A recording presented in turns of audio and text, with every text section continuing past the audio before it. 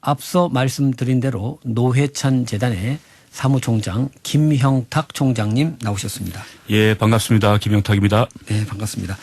자, 노회찬 전 의원을 추모하는 노회찬 재단 출범한 지 올해로 이제 2년째인데요. 어떻게 지금 지내고 계신지 궁금합니다. 예.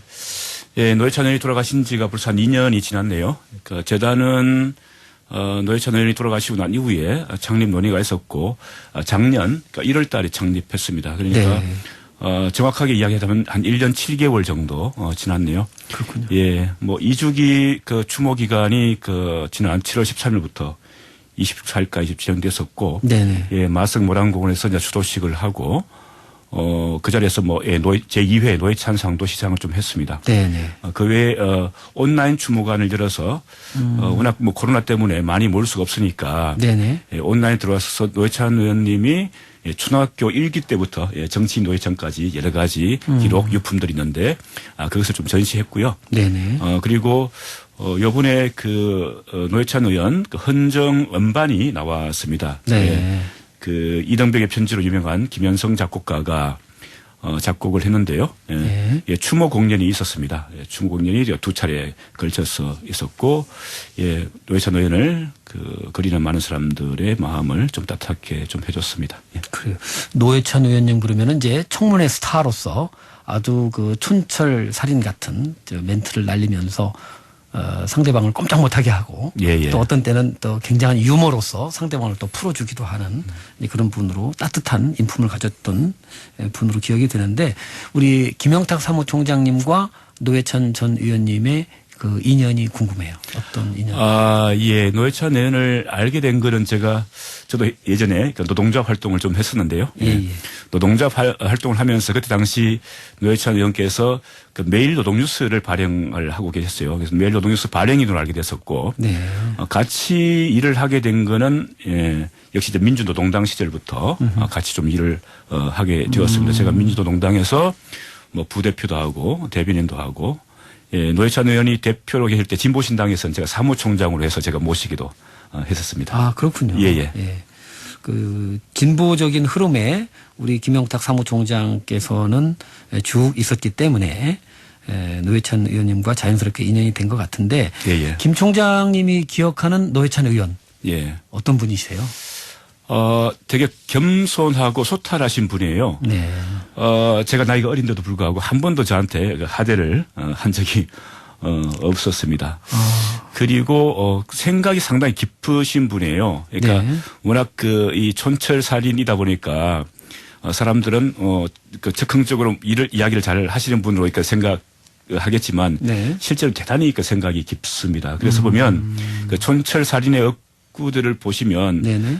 그게 남들을 조롱한다든가 비아냥거린다든가 그런 것들이 없습니다. 늘 보면 예. 그러니까 따뜻한 마음, 사회적 약자들을 향한 마음들이 촌철살이에서 다 남아 있었고요. 그리고 제가 생각이 깊다고 말씀을 드렸는데 제가 가까이서 보면 이분은 늘 자신보다는 전체를 생각하고 현재보다는 미래를 생각하시는 분이었다라는 생각이 좀 들어요. 예. 마치 미래를 하나의 완결태로서의 미래를 그려놓고 현재를 그게 조각조각 맞춰 나간다는 듯한 느낌. 예. 완전 예. 천재인데요. 예. 그래서 그러다 보니까 현실에서 늘 손해를 봐요. 예, 늘 이루어지고 있는 모습들을 염두에 두면서 자신의 행동들을 거기에 맞추다 보니까 당장 현실에서는 자기한테 표를 좀 더 얻어야 될 것도 못 얻고 하는 그런 모습들이었죠. 그것은 어떻게 보면 이제 2보 전진을 위한 1보 후퇴 이 정도라면 충분할 것 같은데. 큰 것을 위해서 자기 것을 버렸다라고 표현해야 될까요? 예, 그렇죠. 그렇습니다. 예. 이렇게 말씀하시면서 이제 노회찬 전 의원님의 철학이 살짝 이게 드러난 것 같은데 요즘 우리 사회에 보면 정의를 외치고 또 공정을 외칩니다마는 실제로 총론에서는 공감을 하지만 강론에 들어가서 차이가 있거든요. 이럴 때 과연 우리 노회찬 의원이 계시다면 어떤 메시지를 던지실까 궁금해요. 그러니까 노회찬 의원님이 살아 계실 때도 보면 그 사무실에 큰 그 표구 글씨를 걸어놓은 게 있는데 그게 함께 만든 비입니다. 네. 신영복 선생님께서 쓰신 이제 글인데. 네, 성공회에 대해. 예. 그래서 늘 어려운 사람들과 함께 하겠다는 그러니까 자신의 위치를 스스로 낮추어서 늘 같은 눈으로 바라보고 같은 자리에 위치하겠다는 그랬던 마음들을 나타냈는데 실제 노 의원님의 어떤 생애를 보면 전생애가 그런 생을 살아왔다는 생각을 좀 해요. 예, 뭐 고등학교 시절부터 그런 모습들이었지만 많은 분들이 훌륭한 정치인으로 생각하지만 그분은 원래 노동운동가였고 네. 정치활동도 그 노동운동의 연장이었습니다. 그래서 네. 늘 노동자, 사회적 약자가 자신의 좀 화두였고 네. 예, 그랬었죠. 요즘 정치에 대해서 한 말씀 날리신다면 어떤 말씀을 하실 것 같은지 궁금해요. 예. 저는 뭐, 제가 그것을 대신할 수는 없을 것 같긴 한데, 네. 마음을 제대로, 바라봐야 된다라고 이야기하실 것 같아요. 마음을 바로 예. 봐야 한다. 지금은, 마음을 다시신 분들이 많거든요. 마음 아프신 분들이. 근데 정치가 그 아픈 마음들을 보듬 안고, 새로운 희망을 줘야 되는데, 오히려 지금 마음들이 서로 갈갈이 찢어지고, 내 편, 저 편 나뉘어서 서로 싸우고 있는 그런 모습들이지 않습니까? 그러니까 정치의 역할이 국민들의 마음을 행복하고 편안하게 해주는 것일 텐데 아마 그 부분을 가지고 되게 어려워하는 현재 이 국민들에게 여러 가지 말씀들을 많이 좀 해 주셨지 않았을까라는 생각들을 좀 해보네요. 예. 저도 이렇게 보면 똑같은 걸 놓고 해석이 많이 다르거든요. 예.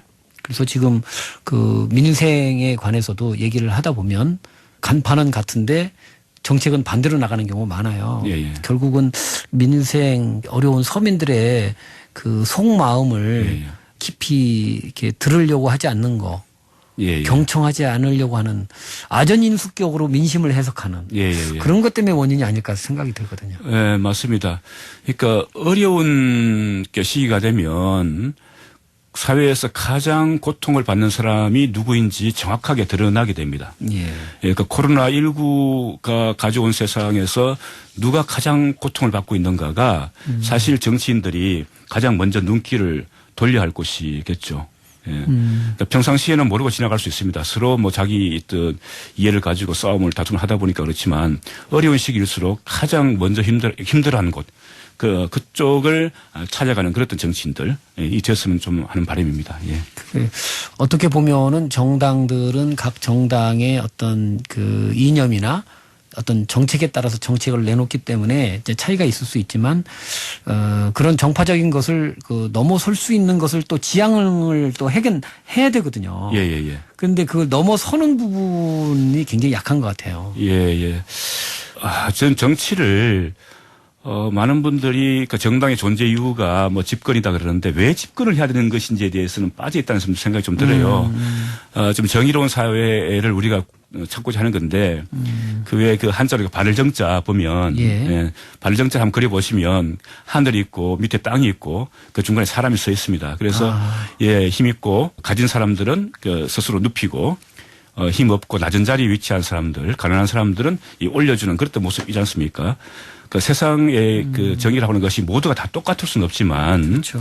권세 있고 가진 사람들이 조금 숙일 수 있는 그런 게 정의로운 세상이라는 생각이 드는데, 그런 마음을 가지고 정치를 하면 서로 주장과 입장이 좀 다르다 하더라도 전체의 어떤 공동선을 위해서 같이 나아갈 수 있지 않겠나 그런 생각을 좀 해봅니다. 예. 그래서 정말 좋은 정치인을 또 보고 싶은 이제 그것이 우리들의 현재 마음인데 그런 면에서 우리 노회찬 전 의원을 그리워하는 분들이 많은 것 같아요. 예. 어떤 면에서 그분을 이렇게 많이 그리워한다고 보세요? 예. 그분이 하신 말씀 여러 가지가 있는데 저도 다 기억을 못 합니다만 이게 그분이 하신 말씀 이제 기억나는 게 그러니까 법 앞에 만인이 평등해야 되는데 우리나라는 그 법 앞에 만인만 평등하다라는 이야기를 좀 했어요. 야. 상위 몇 %만 혜택을 본다. 그리고 뭐 도둑을 잡아야 되는데 도둑이야라고 외치는 사람을 잡는 세상 이지 않습니까? 예, 지금이 좀 그런 것 아닌가라는 좀 생각을 좀 해봅니다. 그러니까 워낙에 양극화가 심해지고 있다 보니까 그 양극화 속에서 가지 못한 사람들을 위해서 우리가 무엇을 할 수 있을 것인가를 찾아야 되지 않겠나 이렇게 좀 봅니다. 예. 노회찬 전 의원을 이제 돌아보면서 그 혹시 뭐 기억나는 어떤 사연이나 그런 어떤 예. 장면이 있을까요? 2004년도에 처음으로 이제 국회의원이 됐지 않습니까? 네. 예. 그때 당시까지만 하더라도 예, 국회의원 저 배지, 이제 보람이라고 하는데 예, 배지가 그 국자가 한자로 돼 있었어요. 그렇죠. 한문. 예. 예, 한문으로 돼 있습니다. 예, 그래서 예. 노회찬 의원은 이렇게 그 한자로 돼 있는 이 국회의원 배지는 자기는 달지 못하겠다 해서 안 달았습니다. 아하. 그래서 그것을 알게 된 사람들이 그 국회라고 우리말로선 예, 국회라고 된 배지를 선물해줘가지고 이제 그걸 달았는데 예. 2004년도에 이제 그런 이야기를 했었는데요. 어쨌든 2012년도에 보면 예, 그 국회의원 선서문 그리고 배지, 휘장 이런 것들이 다 한글로 다 바뀌게 됩니다. 아, 그렇군요. 어떻게 보면 되게 소소한 것 같지만 사실 대단한 그 중요한 그 철학과 정신이 담겨 있다고 봅니다. 예. 그렇구나. 오늘 뉴스 사람들 노회찬 재단의 김형탁 사무총장과 함께 하고 있습니다. 노회찬 재단의 이제 비전이 어떤 것인가 하는 부분을 좀 여쭤보고 싶거든요. 예. 예. 그러니까 재단의 풀네임이 그러니까 평등하고 공정한 나라 노회찬 재단인데요. 그러니까 평등하고 공정한 나라가 노회찬 의원이 꿈꾸었던 그랬던 세상입니다. 그러니까 노회찬 의원이 꿈꾸었던 세상을 재단이 뒤이어서 좀 만들어 보고자 하는 그런 취지를 하고 있고요. 그래서 저희들은 현재 정치학교를 하고 있는데요. 네. 제2의 제3의 노회찬 같은 그 정치인들을 좀 만들어내자. 그러니까 인재 양성. 예. 좀 멋진 정치인들 좀 만들어보자라는. 예. 사실 독일 같은 경우에도 그런 예. 정치 무슨 아카데미 같은 게 있다고 하더라고요. 예. 그런데 우리나라는 아직까지 그런 게 제대로 없습니다. 없죠. 예, 그 유럽에 특히 이제 북유럽 쪽이 더한데 거기 보면 30대의 젊은 그 정치인들이 뭐 수상도 하고 총리도 하고 그런 모습도 있지 않습니까? 네. 근데 그게 젊다고 그냥 된 것이 아니고 그분들은 아주 어린 시절부터 정치적으로 교육받고 훈련되어 왔습니다. 그렇죠. 훈련. 예. 예. 그런데 지금 우리나라에 젊은 정치인들이 있긴 하지만서도 어릴 때부터 그렇게 훈련받아 왔던 정치인들은 아니에요. 아니죠. 예. 그래서 우리 정치가 정말 젊어지기 위해서는 어릴 때부터 그런 정치적인 교육과 훈련을 받을 수 있도록 해야 되는데 대단히 모자랍니다. 그러니까 학교 교육에서 제대로 좀 안 하고 있는 상태이기 때문에 노회찬 재단이 그 모든 것을 다 감당할 수 있다고 자신할 수는 없으나 네네. 적어도 하나의 또 모범은 저희들이 좀 만들어보자라는 생각들을 좀 가지고 있어요. 예. 그 정치에 대한 어떤 무관심이 또 독재를 불러일으킨다 이런 말도 되고 또 선거에 대한 어떤 적극적인 어떤 참여 이것을 또 약화시키는 면도 있는데 이렇게 그 어릴 적부터 정치에 대한 견해를 가질 수 있도록 하고 이렇게 훈련이 된다면 더 좋은 그 정치인들이 많이 나올 수 있을 것 같은데. 예. 노회찬 재단의 이제 비전과 관련해서 이렇게 이제 정치학교 얘기를 해 주셨습니다만은 그 외에도 앞으로 노회찬 재단이 예. 나아갈 길은 뭐 멀지 않겠습니까? 할 일이 너무 많겠죠. 그 노회찬 의원이 하신 연설 중에서 가장 유명한 것이 6411 버스 연설이거든요. 네. 예전에 그 당대표 수락 연설에서 나왔던 연설인데 예, 구로에서 시작해서 이 강남까지 가는 버스인데 새벽 그 4시에 출발을 합니다. 저 차가. 네네. 거의 곧 그 10,000원이 돼가는데 전부 다 강남 쪽에 청소하러 가시는 분들이에요. 예, 아침 새벽에. 예, 이제 그런데 그분들은 그러니까 정말 중요한 일을 하면서도 예, 자신들의 이름으로 불리지 못하는 분들이고 또 뭐 진보 정당이라고 있긴 하지만 그분들한테는 가까이 가지 못했던 투명 정당이었던 것에 대한 안타까움을 가지고 연설을 했던 것이었는데 그래서 재단에서 이제 6411 프로젝트라는 이름으로 여러 가지 좀 사업들을 좀 하고 있습니다. 특히 뭐 청소, 뭐 돌봄, 뭐 봉제 노동자들, 네. 뭐 이런 그 비정규 노동자들 이분들의 어떤 목소리를 좀 담아내고 그것을 정책으로 만들어내는 그런 작업들도 함께 하고 있고요. 좀 뭔가 이 사회가 좀 연대성이 좀 풍부한 사회가 되기 위해서 노회찬 재단에서 6411 사회 연대 포럼도 만들어서 활동들을 하고 있습니다. 아, 그렇군요. 사실 이제 어제가 그 광복절이었습니다. 그래서 예.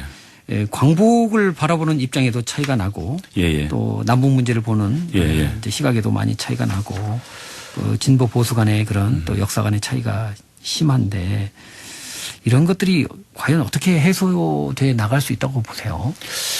예, 뭐 결국 이게 뭐 근본적으로는 그 이 과거 이렇게 역사에 대한 올바른 해석과 그리고 뭐 제대로 된 청산이 이루어지지 않다 보니까 생겨났던 문제라고 저는 생각해요. 그래서 그것이 상당히 중요하다라는 생각들을 합니다. 근데 또 한편으로는 정말 이게 이 사회를 위해서 유익한 논의가 되려고 하면 그러니까 미래를 같이 이야기해야 된다고 생각해요. 네. 그러니까 사람들이 다투는 이유가 공통의 목표가 없기 때문에 그렇거든요. 네. 예.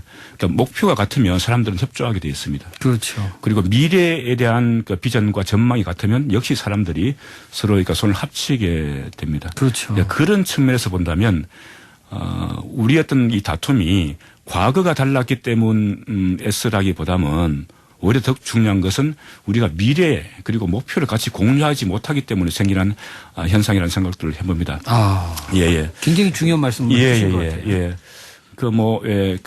우리나라가 대한민국이 과연 어떻게 가야 될 것인가에 대한 그 시나리오를 그려봐야 된다고 생각해요. 다양한 형태의 시나리오가 나올 겁니다. 예. 여러 가지 형태의 어떤 시나리오가 나올 텐데, 그 중에서 그 대표적인 시나리오를 가지고 정말 우리가 좀 대화를 좀 해야 된다고 생각해요. 그러니까, 우리가 정말 훌륭한 사회, 멋진 대한민국을 만들기 위해서 만들어진 이 시나리오를 위해서 우리가 지금 현재 무엇을 할 수 있을 것인가에 대한 의논을 모아야 되는데 그런 부분이 없는 것 같습니다. 우리는 공통된 목표가 없는 것 같다는 생각을 좀 많이 해봅니다. 그래서 이제 진보 정권에서는 과거에 대한 청산을 강조하고 그것이 제대로 되지 않는 한 발자국도 나갈 수 없다. 우리의 미래는. 그런 입장이라 본다면은 이제 보수 쪽에서는 과거는 불문에 붙이고 새로운 미래로 나가자. 이렇게 하다 보니까 서로 그 양극단적인 생각 때문에 이 접점이 없거든요. 그런데 지금 저 총장님 말씀을 들어보면 과거에 대한 것도 우리가 잊지는 말아야 되겠지만 그런 과거의 발목이 잡혀서 우리의 밝은 미래를 지나치게 저당 잡혀서는 안 되겠다. 이런 어떤 이제 중도적인 중용적인 이제 말씀으로 이해가 되거든요. 그렇습니다. 그러니까 우리가 미래를 이야기하다 보면 과거도 그에 따라서 해석을 할 수 있을 거라는 생각이 들거든요. 그러니까 뭐 이 과거를 가지고 잘했다 못했다 그렇게 다투고만 있을 것이 아니고 과거에 우리한테 잘한 것이 무엇이었고 그리고 못한 것은 무엇이었는지 조금은 한 발 떨어져서 객관적으로 바라볼 수 있지 않을까라는 생각도 좀 해봐요. 물론 제가 너무 좋게만 제가 생각하고 있는지 모르겠습니다만 그러나 정치가 그래야 되는 것이 아닌가요? 그 속에 그래야만 정치가 그런 선도적인 기능을 해야만 국민들이 정치를 신뢰하고 힘을 합칠 수 있겠죠. 그런데 미래에 대해서는 아무도 이야기를 하지 않으니까 우리가 크게 힘을 합치지 못하고 있는 것 같습니다. 사실은 이제 앞으로의 세계는 이제 코로나 이전과 이후로 나뉜다는 말이 있듯이 문명의 전환이 우리가 생각하는 것보다 더 빠르게 이루어진다라고 하는 이제 전망들인데 이러한 그 문명 전환기에 있어서 우리가 어떤 자세로 취하느냐 우리가 어떤 자세로 대응하느냐에 따라서 우리의 미래가 달리 나타날 것 같거든요. 그래서 정말 대한민국이 선진국이 되려면 다른 분야도 더 변해야 되겠지만은 특히 이제 정치 분야가 또 이제 바뀌지 않으면 안 되겠다 이런 생각도 좀 해보거든요. 그래서 앞으로 문명 전환기에 우리가 어떤 사고 방식과 행동 양식이 필요할지. 뭐 코로나 19도 그렇고. 뭐 최근 뭐 이야기되고 있는 4차 산업혁명도 그렇고 그러니까 인공지능 시대 결국 인간이란 무엇인가라고 하는 근원적인 문제로 우리를 돌아가게 하고 있다라는 생각들을 좀 해보게 됩니다. 그러니까 이 코로나19는 누구 하나라도 비켜갈 수 있는 문제는 아니었잖아요. 그렇죠. 이제 그러함에도 불구하고 인간이 만들어 놓은 설계 제도는 모든 인류에게 다가오는 재앙임에도 불구하고 누구에는 더 크게 다가오고 누구에는 적게 다가오게 하는 그랬던 모습으로 나타나긴 하는데요. 그런데 이 재앙은 인류 전체가 같이 힘을 합쳐야 되는 거지 않습니까? 네. 그런 측면에서 본다면 인간은 절대로 홀로 스스로 고립해서 살 수는 없는 거다. 그러면 내 이웃의 아픔을 비록 내가 많이 가지지 못했지만 같이 나눌 수 있는 그런 따뜻한 마음들. 네.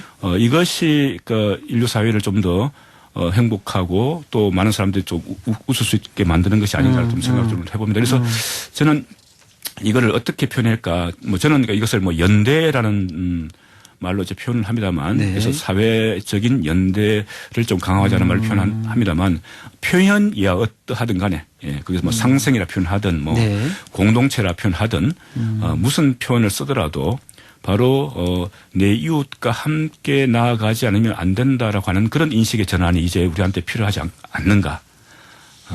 그런 생각을 좀 해봅니다. 그렇죠. 예, 모든 것이 불교에서도 연기설을 얘기하거든요. 예. 모든 것이 의존해서 존재한다.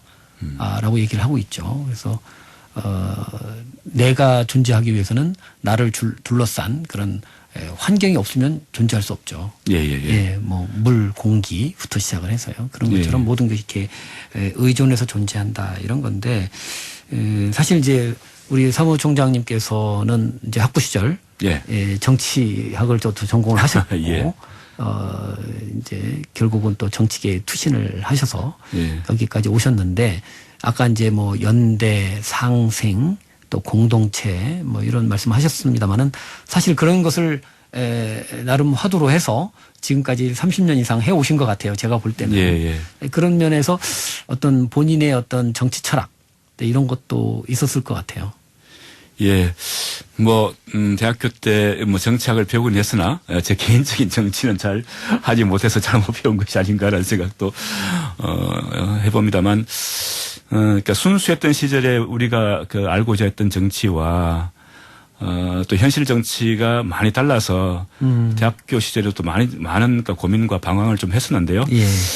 그러니까 이제 그럼에도 불구하고 좀 이 대한민국의 정치를 어떻게 좀 바꾸어 볼 것인가에 대한 고민이 쭉 있었습니다만 네. 사실 뭐 실현할 수 있는 방도는 좀 많지 않다는 좀 생각들을 좀 하는데 그러나 제가 뭐 이 길을 택했던 것에 대해서 후회는 하지 않습니다. 뭐 한 방울 두 방울 모여서 뭐 큰 물이 이제 될 수 있다는 좀 생각을 하는데 다만 안타까운 거는 이제 그러한 노력에도 불구하고 이 진보 정치가 국민들한테 제대로 그러니까 평가받지 못하고 또 그 이전에 먼저 진보 정치 스스로도 국민들한테 제대로 평가받을 수 있도록 잘 처신하지 못했다라고 하는 그런 안타까움들이 좀 있어요. 아, 그래요? 예. 2004년도에 그때 민주노동당이 그 10석으로 국회에 진출했고. 인기가 있었죠. 예.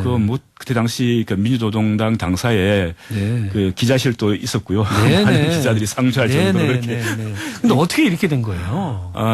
그러니까요. 그게 이제 너무 좀 안타깝습니다. 그러니까 2004년도에 그러니까 민주노동당이 대한민국 정치에 등장하게 되면서 많은 분들이 새로운 것에 대한 그 기대와 희망이 있었던 것 같습니다. 그럼요. 그래서 2004년 선거가 어찌 보면 정초 선거가 될 수도 있었다. 이 정초 선거라는 것은 그러니까 그 선거로 인해 가지고 그 이후에 정치 질서가 새롭게 재편되는 선거를 정초 선거라고 표현하는데 그 2004년도가 정초 선거가 될 수 있었는데 그것을 이제 만들지 못했죠.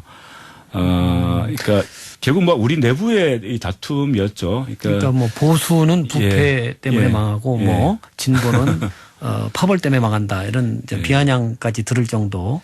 그러다 보니까 한국의 이 정치 지형에서 이렇게 양당 제도까지만 가능하지. 그 다음은 어렵다. 이런 또 평가도 받게 되거든요. 저는 뭐 양당 정치만이 가능하다 그렇게 보지는 않습니다. 그러니까 현실적으로요.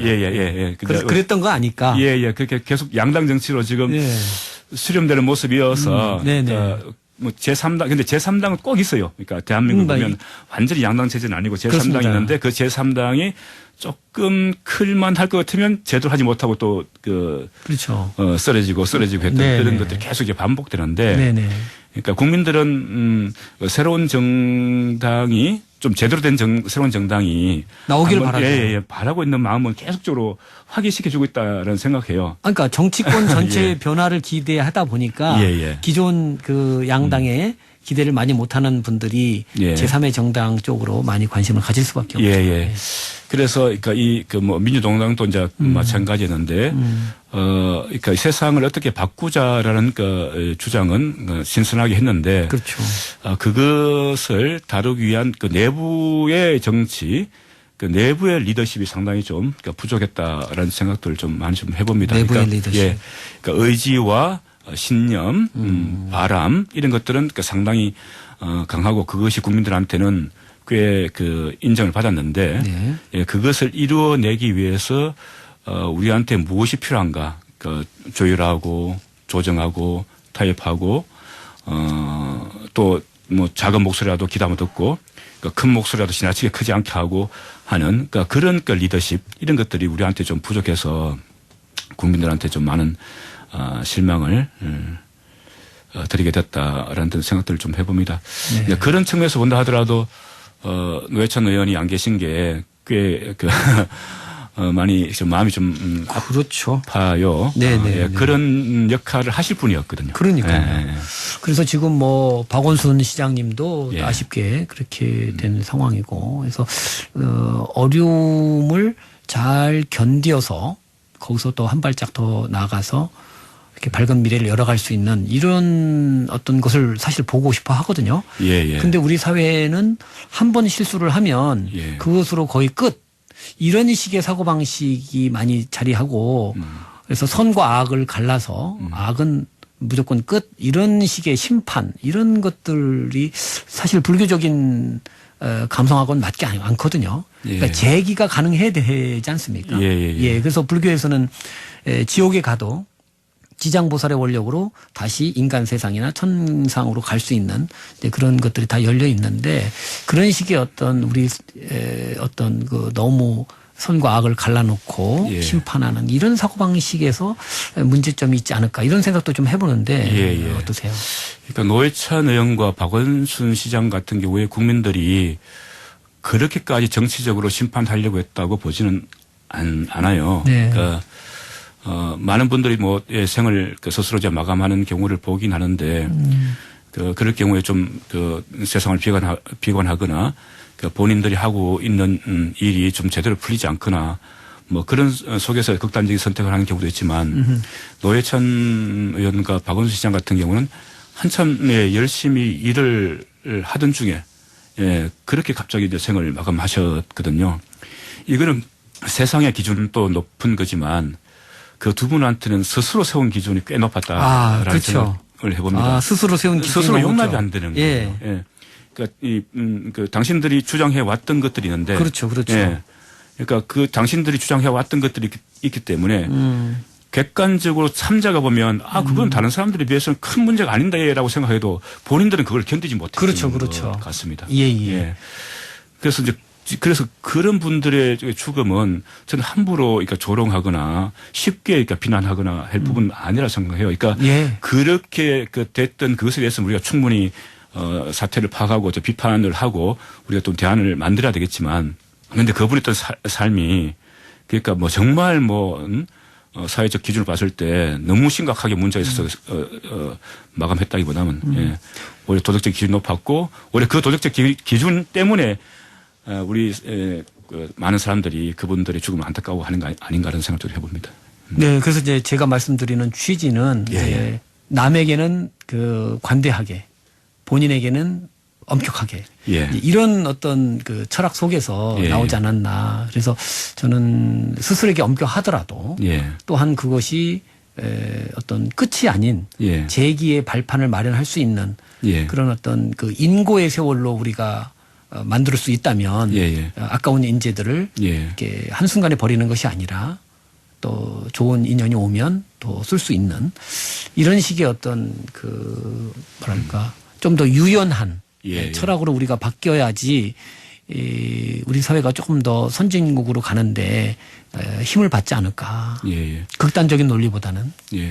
뭐 사회 전체적으로는 실패를 용인할 수 있는 사회가 돼야 된다고 생각합니다.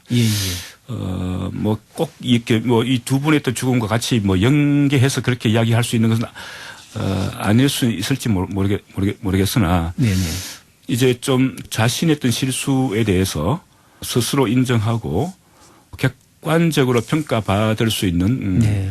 뭐 그런 사회가 좀 되었으면 좋겠어요. 네. 근데 이게 막 이게 매장해버리고 매도해버리고 자그마한 실수를 크게 만들어가지고 마치 이 전체가 그 사람을 둘러싼 전체가 문제 있는 것처럼 이렇게 해버리니까 나의 죽음으로 미리 그것을 끊어버려야 되겠다 이렇게 생각을 하게 되는 거지 않습니까? 그럴 수 있습니다. 예. 예. 너무 안타까운 현실입니다. 그래서 저희가 조금 더 여유를 가지고 제기를 할 수 있게끔 하는 그런 조건을 만들어주는 것이 예. 우리 모두에게 이득이 된다 이런 생각을 하는데 사실 그런 면에서 진보 진영에서도 앞으로 조금 더 이렇게 이보 전진을 위한 그런 어떤 변화가 좀 더 필요할 것 같아요. 예. 저는 그런 생각을 좀 해봅니다. 그러니까 아까 제가 좀 마음이라고 표현했고, 네. 이웃에, 그러니까 마음이면 또 이웃에 대한 그 사랑일 텐데. 그렇죠. 그것이 이제 근본, 정체적 그 근간이라는 생각을 좀 하고요. 그러니까 우리가 시시비비를 가지고 따져야 되겠지만 그 시시비비를 가지고 따지는 것이 상대를 공격하고 상대를 죽이기 위해서가 아니지 않습니까? 그렇죠. 그래서 그 속에서 더 나은 해답을 만들어내기 위한 것이기 때문에 그런 마음으로 이 나라 정치가 좀 이루어져야 되지 않겠나 그런 생각을 해봅니다. 그런 면에서 현 정권에 대한 쓴소리 예. 또 하실 수 있을 것 같아요. 뭔가.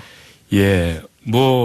이번 총선에서 압도적으로 국회의원 의석수를 차지하게 됐는데 잘 나갈 때 조심하라는 말이 있지 않습니까? 그러니까 저는 현재 집권 여당이 조금 어정쩡하다. 예. 그렇게 해서 180석에 가까운 의석수를 얻었으면 확실하게 할 거면 확실하게 하든지 아니면 이 강자가 좀 너그러운 마음으로 포용을 하든지 이 둘 중에 하나가 돼야 될 텐데 여전히 지금 편가르기가 상당히 심하게 좀 이루어지고 있다는 생각이 들거든요. 그러니까 리더십을 제대로 예. 발휘하지 못하고 있다. 이렇게 볼 수도 있겠네요. 지금 586이라고 이야기되니까 386들. 예, 사실은 이 80년대 초 이제 중후반을 지나면서 형성된 세대들인데 기본적으로 이 세대들은 방송 표현이 적절한지 모르겠습니다. 쪽수가 많아요. 네. 꽤 많았습니다. 그러니까 그러다 보니까 이 네트워크 힘도 상당히 강합니다. 예. 그러다 보니까 그것이 다 권력 자원이 되는 것이죠.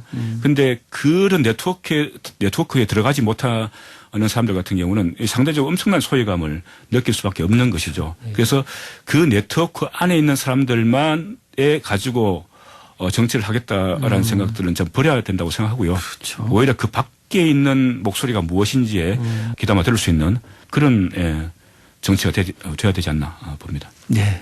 자, 어느덧 마무리할 시간이 됐는데요.